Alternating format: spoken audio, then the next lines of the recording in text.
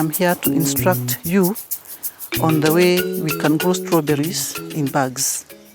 Growing strawberries in bags is one way of overcoming the problem of land scarcity.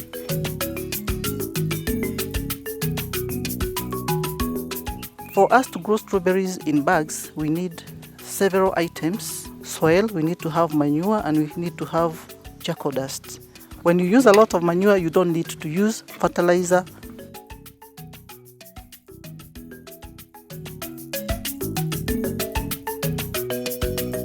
You mix the manure with the soils evenly, and then you shall need to mix it with the charcoal dust so that the charcoal dust can aid in the drainage of water.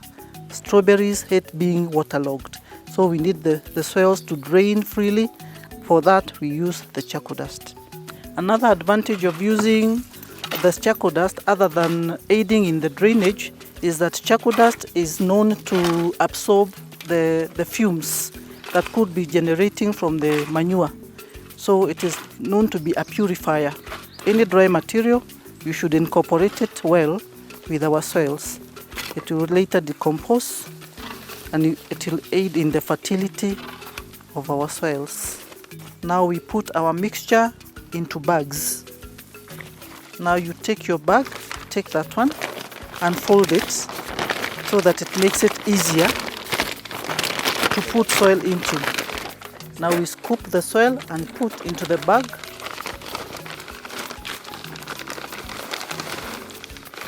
And as we put, we keep on shaking lightly without a lot of compaction, so that we won't interfere with the flow of water through the soil. The reason why you should not fill your bag up to the top is so that you can have an allowance for water. And later, when you shall need to be adding more manure, you need that space so that you can be adding your manure, you can be putting your water without it overflowing. So as we fill the bag, we should take care to fill the bag about 2 feet from the ground, so that when you plant your strawberry, they'll have space to hang without them touching the ground. So after we filled our bags, now we have to add more charcoal dust on the top. Charcoal dust put on the surface acts as a mulch, so that when you put your water, you don't have so much of it evaporating.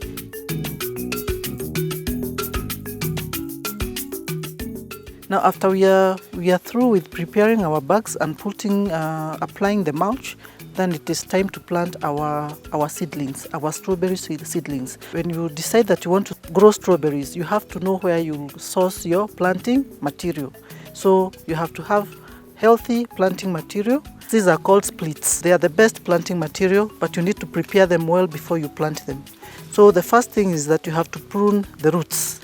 And this is because when you're planting, you want them to spread well without folding. Once you cut the roots, you encourage the growth of the adventitious roots, the feeding roots, the small roots that grow. Those ones can only happen after you've trimmed it. And also you have to prune the leaves. We want to plant our splits with minimal leaves.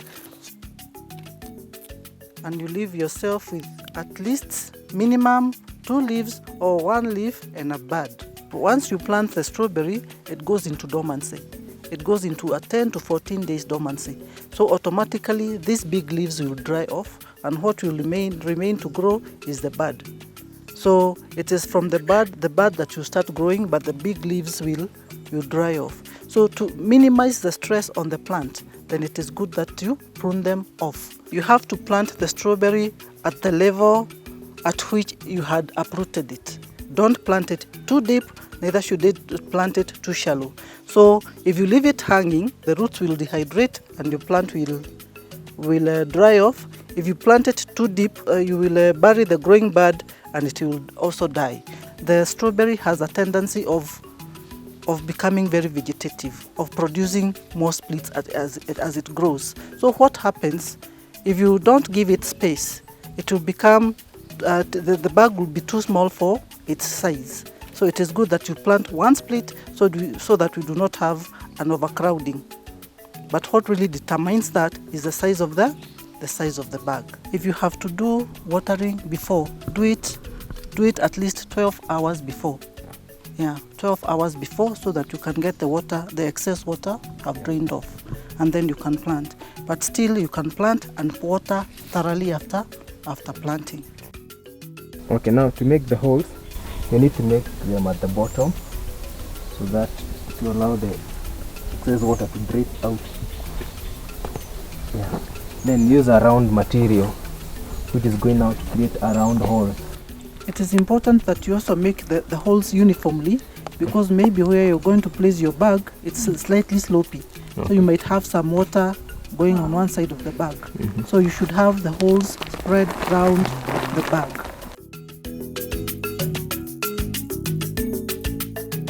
After you've planted your strawberries and they have established, you have to ensure that they are free from weeds. When we leave the weeds to compete with our plants, they can also act as carriers of pests and diseases. As you do the weeding, you're also doing some aeration around the plant, just to ensure that the plant is now getting more air in the soil.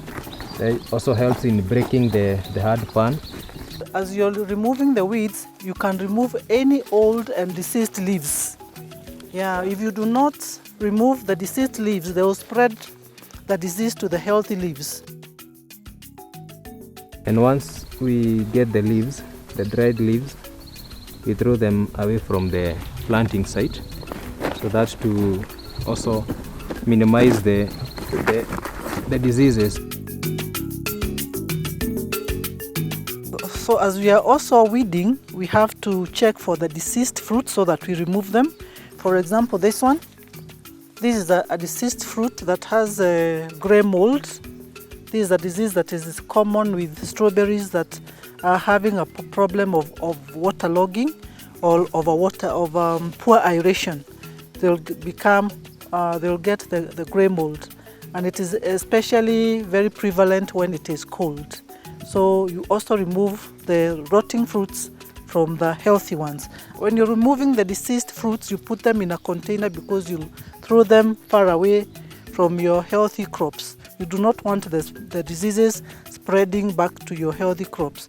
Why we are doing that, we are throwing them far away, is because most of these diseases are fungal. And we know that fungal diseases produce spores. And spores can easily be blown back by the wind, or they can be spread back by a splash. Another disease that we have with the strawberry that is very common is the fungal spots.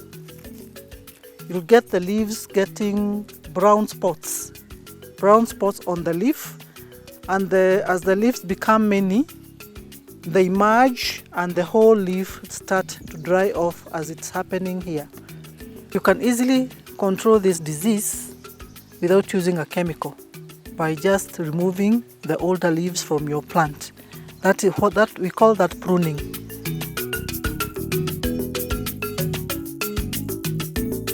Other pests that you can look out for, slugs. Slugs feed on the fruits. They make tiny round holes on the fruits, and that lowers the quality of the fruit. So you can remove them physically, or you can use a bait to remove the slugs. And the cheapest bait you can use is alcohol. You can put some alcohol in a saucer, and the slugs are attracted to the alcohol, and they will leave your fruits undamaged. Other pests that I do not have a sample of, we do have beetles.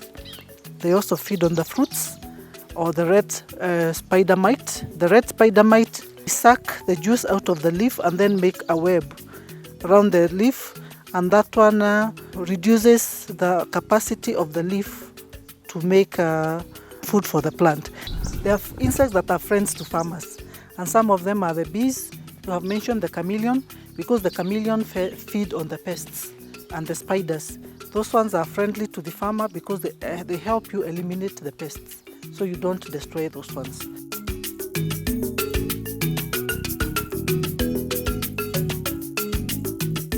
After you've planted your strawberries, after about 2 months, they start producing flowers. It is recommended that the first flowers that they form, you remove them. That is called deflowering. So you deflower your strawberries, and the reason is your plant is not strong enough to support a big fruit.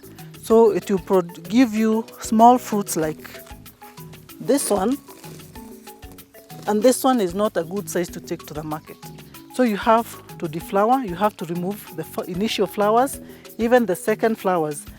Deflowering is very important because it gives the plant time to produce a root system that can anchor it well onto the soil, so that it can feed well from the soil and give you big fruits.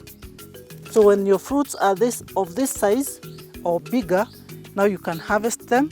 You harvest them in a container that will not crush them. A container that will not have a lot of fruits, because the more you put in a container, that weight crushes the ones that are beneath there. And as you're harvesting, you harvest it with its sepal. But as you're taking to the market, you will reduce the length of the sepal as you're packaging to this length. The harvesting. Let them first get some storage of cool temperatures for 2 hours. Because if you go direct and pack them in the punnet, after 30 minutes you'll see some mist around the punnet. That's removing the field heat. Yeah, the field heat. Yeah, it's removing the field heat. You harvest, put them down on a cool surface. It loses the heat, and then it's after that you can package for the market. So after harvesting, now you have to cut the sepals to a manageable length, a length that you can use when you're packaging. So most of the time you might go to the market and you find somebody has harvested and has removed this completely, and you can see the difference. So this one is not a marketable strawberry, and the chances of spoilage are very high, because now you have wounded, and that is the spot from where now you'll get the bacteria and the funguses entering the fruit, and it will rot very fast. So you leave a sepal of a manageable size, and it also looks very attractive, the green contrasting with the red.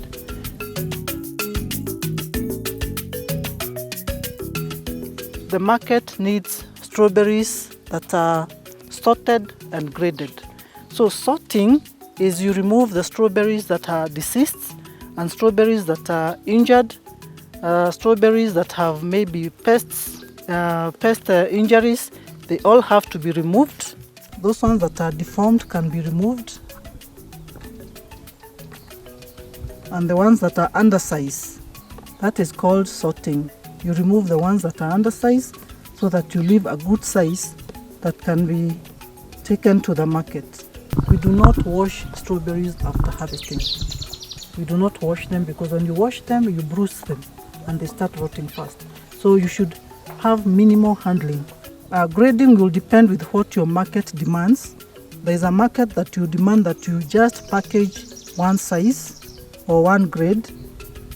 You separate the grades, but there is a market that will not mind you having the two grades together, grade 2 and grade 1. Grade 2 are the smaller ones, like this one is a grade 2. They can go down there, and the grade 1s are these bigger ones. They can come on top because they look more attractive. You pack them in grams. This punnet is designed to hold 250 grams.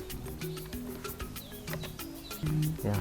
The punnets come with the perforations to assist in the air circulation, so that they do not perspire. They do not have accumulation of moisture on the punnet. They help in removing the heat. You can do branding, put your labels, your brand name, because of also part of marketing. As you carry them, this is very easy to transport, also very easy to hold as you're also selling them. Somebody can see they are very clear. You can be able to tell whether the fruits are good or bad or good.